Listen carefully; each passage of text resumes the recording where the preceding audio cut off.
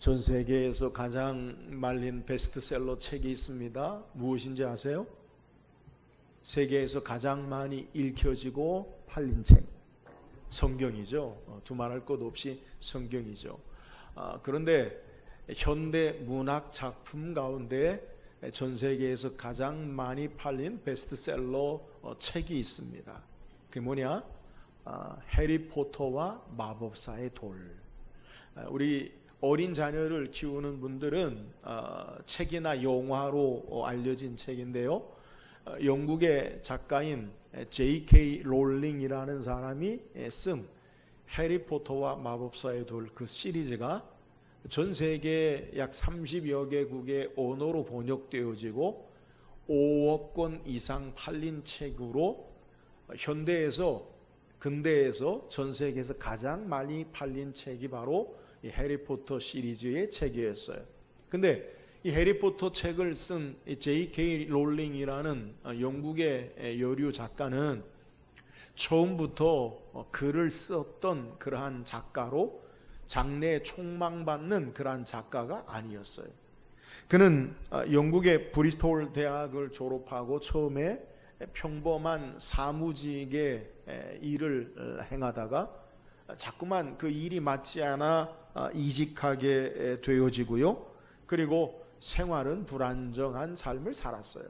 그가 어떤 우연한 기회에 포르투갈에 건너갔다가 그곳에서 한 남자를 만나서 결혼하게 되어져요. 그런데 그의 결혼 생활이 불행합니다. 이 남편의 폭력과 불화로 곧 이혼하고 그 사이에 난 갓난 아이를 데리고 자기 고향인 영국으로 돌아와서 그가 사는데 싱글맘, 그리고 정부 보조금 수급자, 그리고 실업자라는 이름이 따라다니는 아주 어려운 삶을 살았어요. 그녀는 그 당시에 회고하며 말하기를 내 인생은 완전히 실패했다라고 고백하면서 심각한 우울증에 빠지고 또 자살 충동에까지 이르는 어려움을 겪었다고 해요. 그러던 중 그녀가 할 수 있는 일이 뭐냐? 매일 아이를 돌보면서 카페에 앉아서 그가 원했던 글을 쓰기 시작했어요. 그때 나온 글이 바로 이야기가 해리포터와 마법사의 돌입니다. 그녀는 이렇게 고백합니다. 내가 가장 낮은 곳에 떨어졌을 때 비로소 진짜 삶을 다시 세울 수 있었다. 그녀가 이 해리포터와 마법사의 돌 책을 완간하고 그리고 이걸 출판하기 위해서 출판사에게 연락을 했어요. 그런데요, 메이저 아주 대형 출판사들이 그녀의 글을 다 받아주지 않아요. 그래서 12개의 출판사에 그녀의 글을 보냈는데 마지막 한 작은 출판사로부터 연락이 와서 이 세상에 빛을 보게 되어지고 이 해리포터와 마법사의 돌이 전 세계에 5억 부 이상 팔린 책이 되었다라는 거예요. 그녀는 한때 세상 사람들로부터 실패자다, 또 빈곤한 사람이다, 정부 수급자다, 싱글맘, 혼자 아이를 키우는 사회적으로 곱지 못한 그러한 여러 평판이 있었지만 이제는 세계에서 가장 영향력 있는 작가 중에 한 사람으로 불리게 된 것을 우리에게 이야기하고 있어요. 오늘 우리가 읽은 성경은 이와 비슷한 내용의 삶의 모습을 성경이 소개해요. 그것이 뭐냐? 오늘 성경 우리가 함께 읽은 본문의 내용, 시간상 35장에 그 앞서에 있는 내용을 읽지 않았지만 라헬의 죽음에 대해서 성경이 소개하고 있어요. 근데 이 라헬의 죽음이 순간이 어떤 모습으로 우리에게 성경이 소개되느냐? 그가 아이를 낳으면서 산고로 죽는 모습을 소개해요. 아이를 낳으면서 이 산고의 고통 가운데서 그가 죽음에 혼이 떠나기 전에 그 자기가 낳은 아이를 바라보면서 이름을 짓게 되어져요. 근데 이름을 뭐라고 짓느냐? 베노니다라고 소개해요. 베노니의 이름의 뜻이 뭐냐? 불행의 아들, 슬픔의 아들이다라는 의미를 가지고 있어요. 그러니까 라헬의 입장에서 자기가 죽어가면서 아이를 바라볼 때 그 아이가 매우 불행하고 그리고 자신의 삶에 처한 상황과 아이의 삶에 처한 상황을 볼 때 슬픔의 모습으로 아이의 이름을 베논이다라고 그렇게 부른 거예요. 근데 놀라운 것은 그의 남편이었던 야곱이 사랑하는 아내의 죽음과 아이를 낳는 모습을 보면서 마지막 유언과 같은 베논이다라는 이름의 뜻을 인정하지 아니하고 아이의 이름을 뭐라고 부르느냐? 베냐민으로 부르고 있어요. 베냐민의 이름의 뜻이 뭐냐? 오른손의 아들, 능력의 아들, 축복의 아들의 이름을 가지고 있는 내용이에요. 비록 현실의 삶의 모습은 야곱의 입장에서도 불행과 슬픔과 고통의 순간임이 분명한 사실이. 그럼에도 불구하고 그 마지막 사랑하는 여인이었던 아내가 부른 베노니를 자기 아들로 베냐민으로 부르지 아니하고 베노니로 부르지 아니하고 베냐민으로 능력의 아들, 오른손의 아들로 부르고 있다라는 거예요. 똑같은 현실에서 지금 아이를 낳으면서 이 엄마는 죽어가고 아이의 삶에 한 번도 아이가 태어나자마자 어미의 젖을 물어보지도 못하는 불행한 슬픔의 현장임에도 불구하고 야곱은 왜 그 불행과 슬픔의 현장에서 베논이다, 불행의 아들, 슬픔의 아들이라 부르지 아니하고 베냐민, 능력의 아들, 오른손의 아들, 축복으로 불렀는가? 오늘 왜 베논이가 베냐민이 되었는가? 야곱의 신앙의 모습을 우리가 말씀을 묵상하고 우리의 삶의 현실 가운데도 때로는 불행과 슬픔의 삶의 현장의 모습 가운데 불행과 슬픔으로 끝나지 아니하고 하나님의 능력과 그리고 권능의 역사를 경험하는 신앙의 삶을 살기를 주의 이름으로 축원합니다.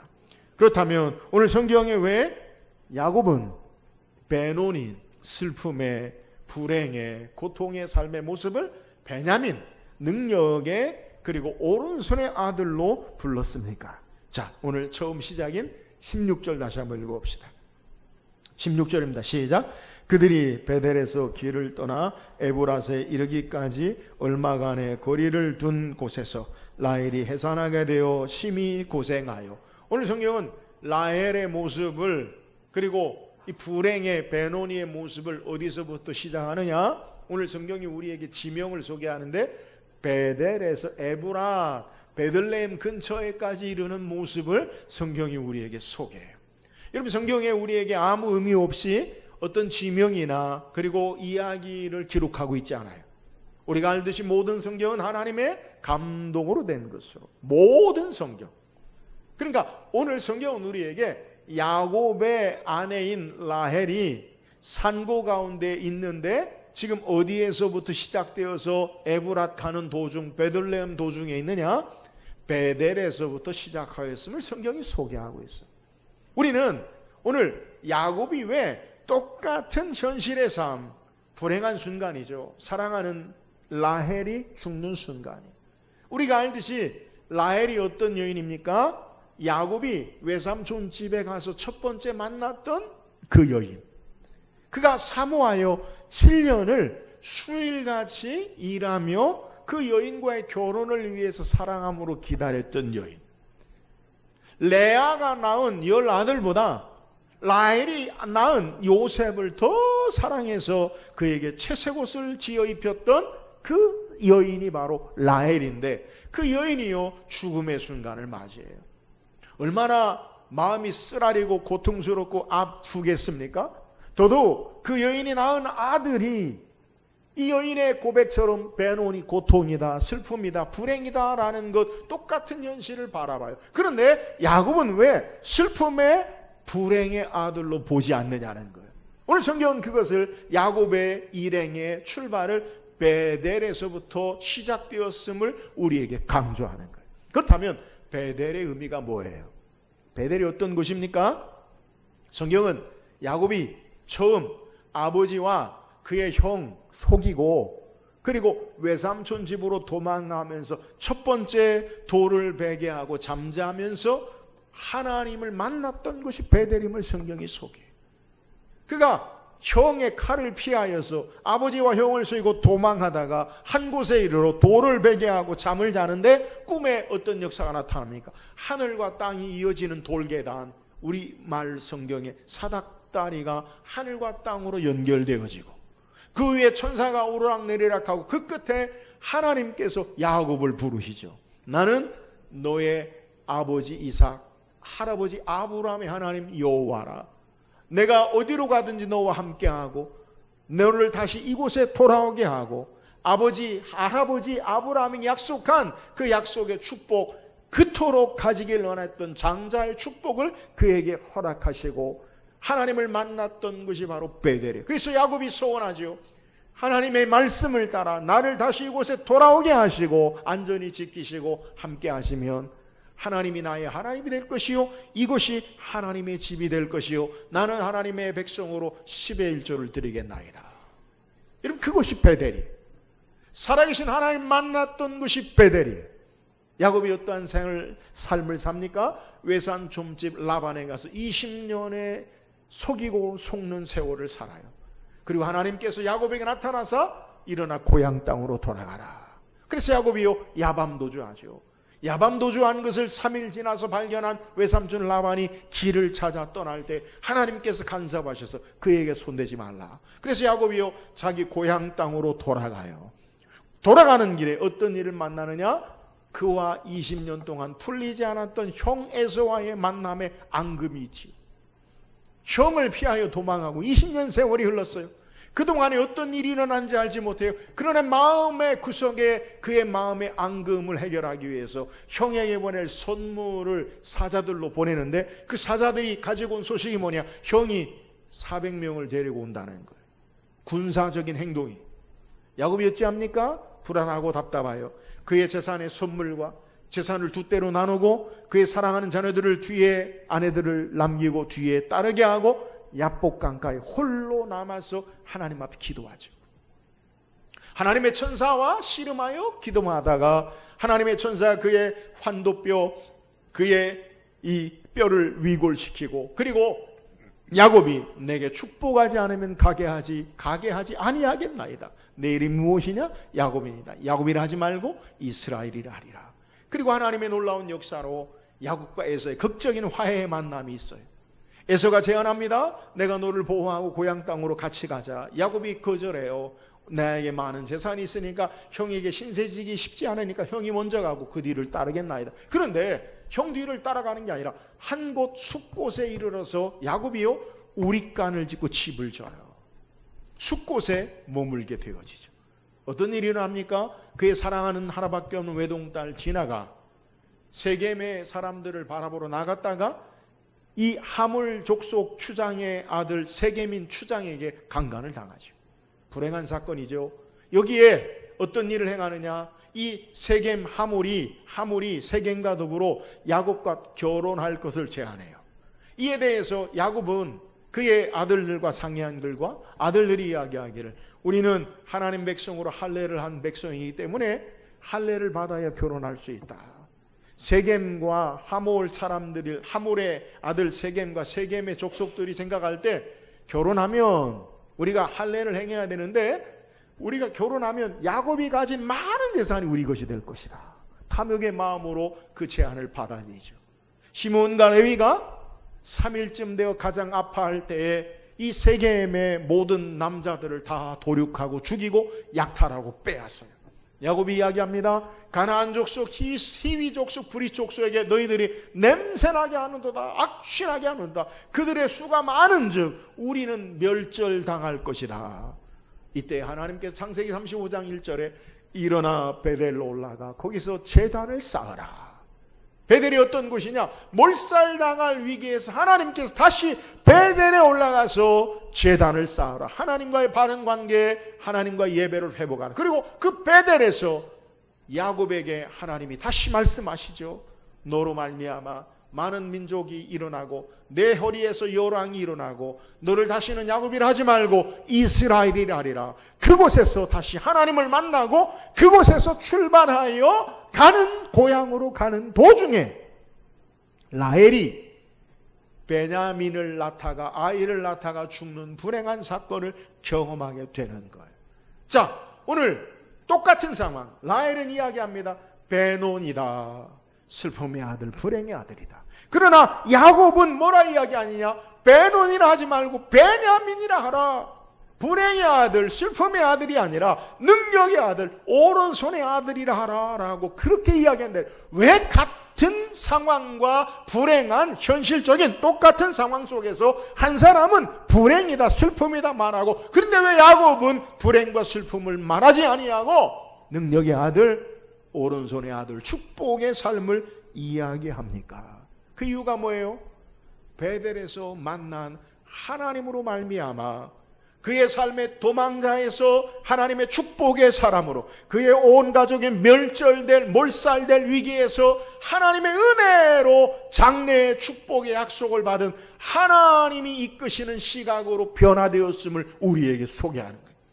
창세기 35장 9절에 보니까 야곱이 바단 아람에서 돌아오매 하나님이 다시 야곱에게 나타나 그에게 복을 주시고, 하나님이 그에게 이르시되 내 이름이 야곱이지만은 내 이름을 다시는 야곱이라 부르지 않겠고 이스라엘이 내 이름이 되리라 하시고, 그가 그의 이름을 이스라엘이라 부르시고, 야곱의 삶이 바뀌었어요. 야복강가에 천사로 말미암아 이름이 바뀐 그 삶을 다시 창세기 35장에 베델에서 온 가족이 몰살당할 그 위기에서 베델에서 하나님이 야곱이라 하지 말고 이스라엘이라 하리라. 여러분, 야곱의 이름이 뭐라고요? 속이는 자, 발뒤꿈치를 남의 발뒤꿈치를 잡는 자. 그런데 야곱이라 하지 말고 이스라엘 승리자라 하리라. 여러분, 야곱의 본질이 변한 게 아니라 하나님이 그와 함께 하시는 것, 이것을 우리에게 소개하는 것.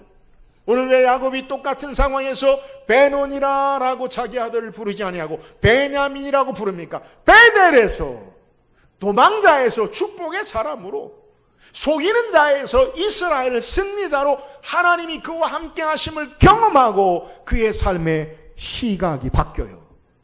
삶을 바라보는 세계관이 바뀌어요. 시선이 바뀌어요. 하나님이 함께 하심을 바라보고 베논이라고 말하지 아니하고 베냐민으로 말하고 있는 것을 우리에게 소개하고 있는 내용이에요.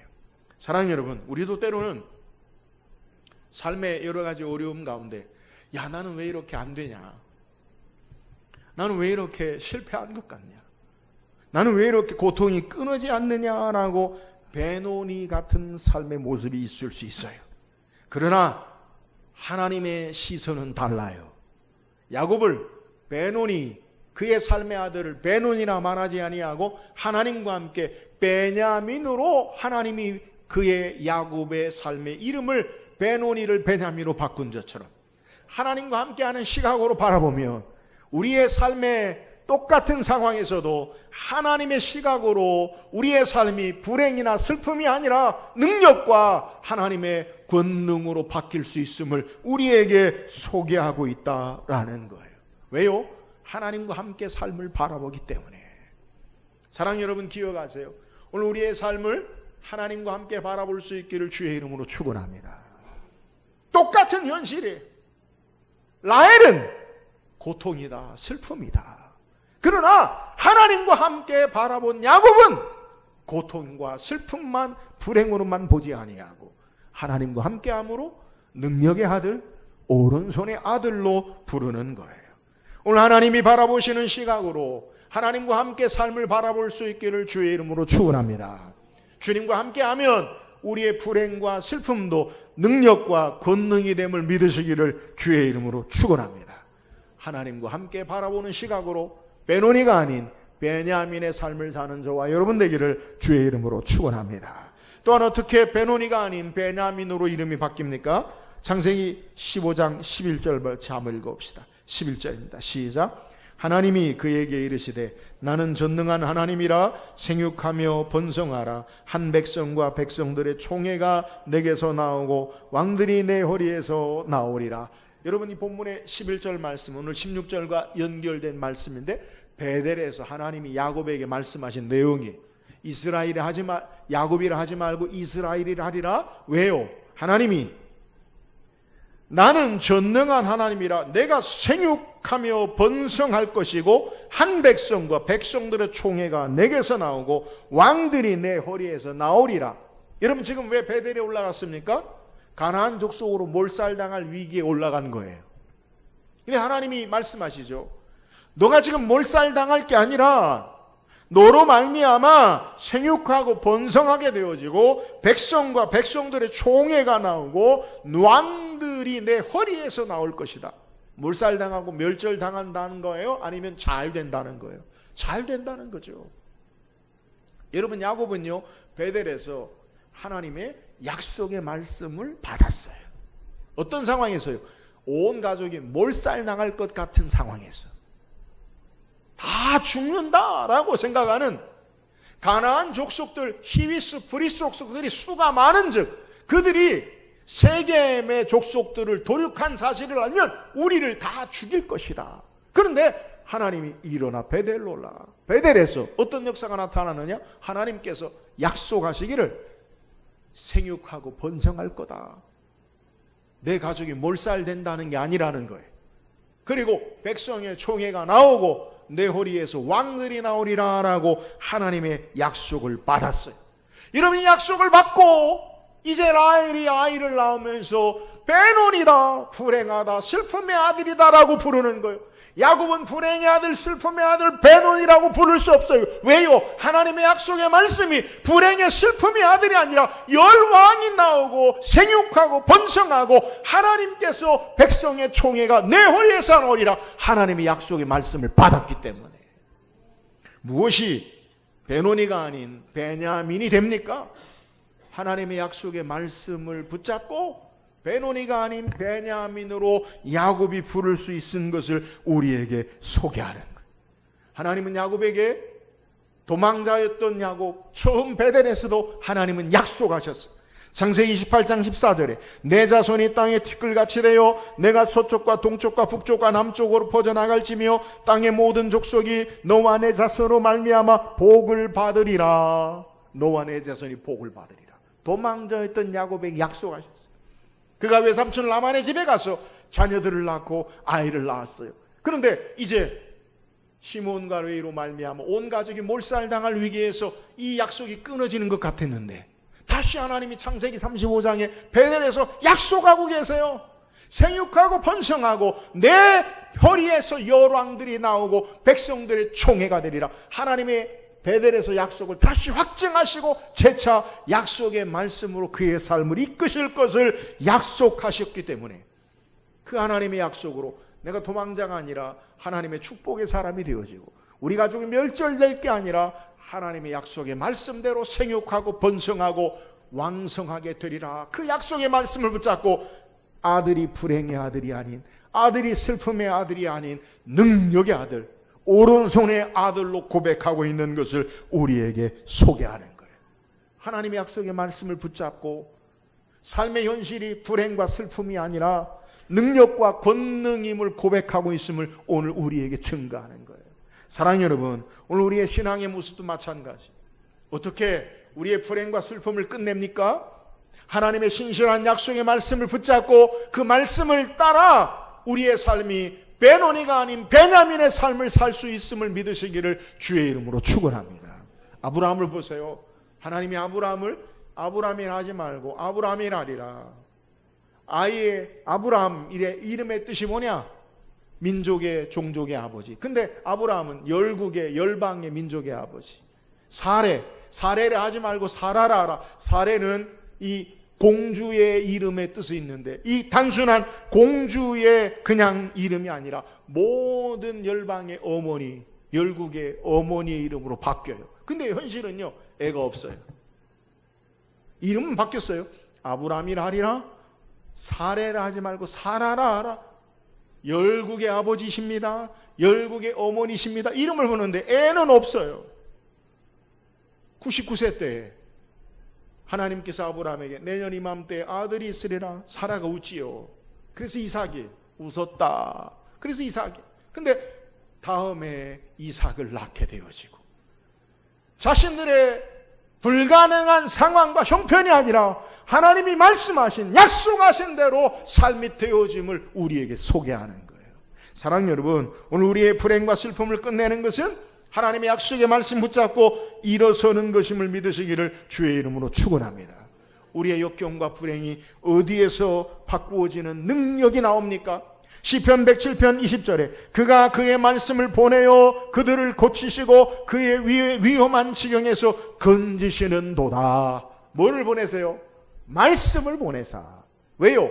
하나님은 우리의 삶이 보이는 대로 환경대로 역사하지 아니하시고 말씀대로 이끄시고 역사하시기 때문에 그래요. 우리의 소망이 뭡니까? 약속의 말씀이잖아요. 우리를 절망과 사망의 진노에서 바뀌는 게 뭐예요? 성경 우리에게 약속합니다. 하나님이 세상을 이처럼 사랑하사 독생자를 주시니 그를 믿는 자마다 멸망치 않고 영생을 얻게 하려 하심이라 약속하잖아요. 주 예수를 믿으라 그리하면 너와 내 집이 구원을 얻으리라. 여러분 약속하잖아요. 예수 그리스도로 말미암아 사망에서 생명으로, 예수 그리스도로 말미암아 우리의 삶에 참된 소망으로 바꾸는 약속의 말씀, 그 말씀이 우리를 살리고 우리를 어려움 가운데 건지시는 능력의 약속의 말씀됨을 우리에게 소개하는 거예요. 성경은 약속의 말씀의 책이, 언약의 책이, 사랑하는 여러분, 우리의 삶이 하나님의 약속의 말씀을 붙잡고 베노니가 아닌 베냐민의 삶을 사는 저와 여러분 되기를 주의 이름으로 축원합니다. 또는 어떻게 베노니가 베냐민 됩니까? 18절 읽어보세요. 18절입니다. 시작. 아들의 이름을 베노니라 불렀으나 그의 아버지는 베냐민으로 불렀더라. 자, 야곱이 베노니를 베냐민으로 부른 것, 그 이름의 의미가 뭐냐? 오른손의 아들, 능력의 아들이라는 거예요. 라헬은 어떻게 불렀는데요?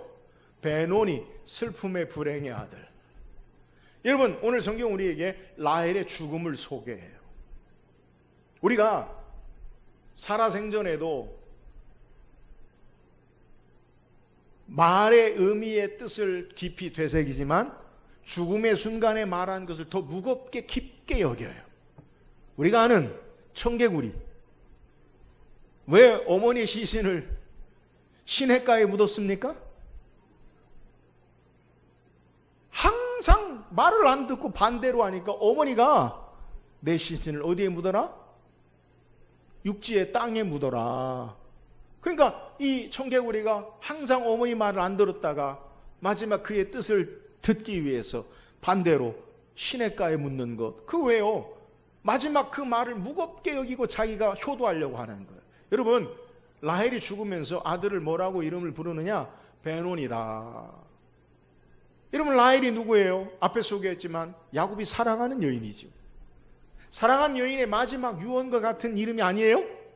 베냐민이 아니라 베노니다. 그러면요, 야곱의 입장에서 어떻게 해야 되느냐? 그 사랑하는 아내의 마지막 그 말을 따라 베노니라고 이름을 지어야 되는데 야곱이 그러지 않아요. 베냐민이다. 여러분, 그 이유가 뭡니까? 야곱은 앞에 소개한 대로 하나님과 함께하는 삶을 바라봤어요. 앞에 소개한 대로 하나님의 약속의 말씀을 바라봤어요. 그래서 믿음으로 베냐민으로 부른 거예요. 믿음으로. 여러분, 그 믿음의 내용이 뭐예요? 오른손의 아들, 능력의 아들이라는 거예요.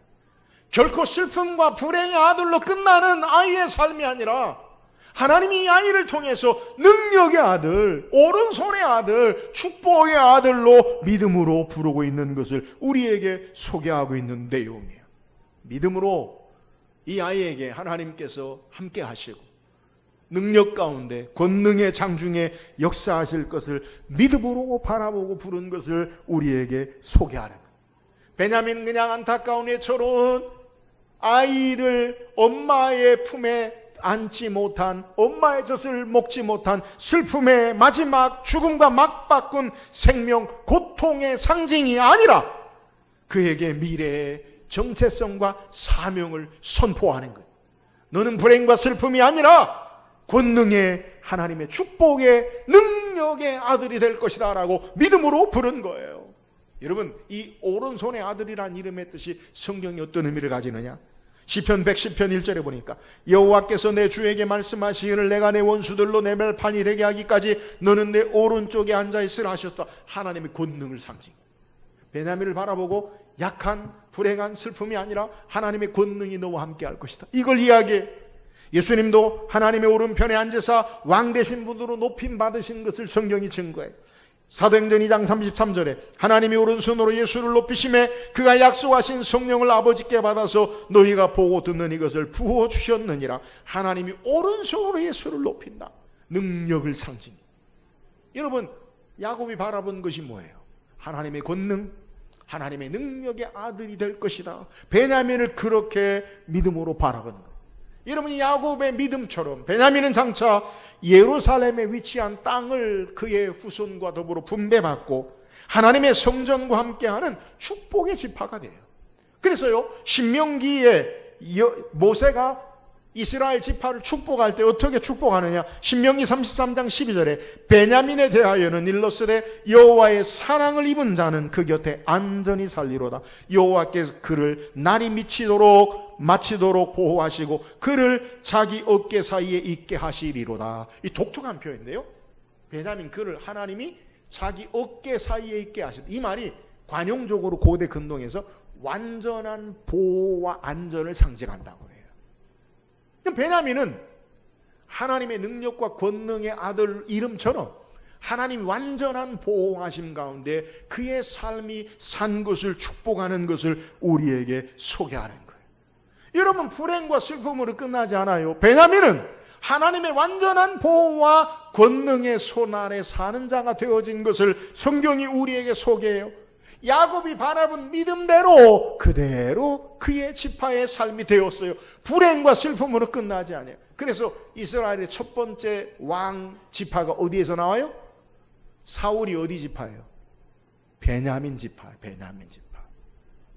우리가 아는 바울도 베냐민 지파예요. 베냐민 지파. 하나님의 완전한 권능과 능력을 우리에게 소개하는 거예요.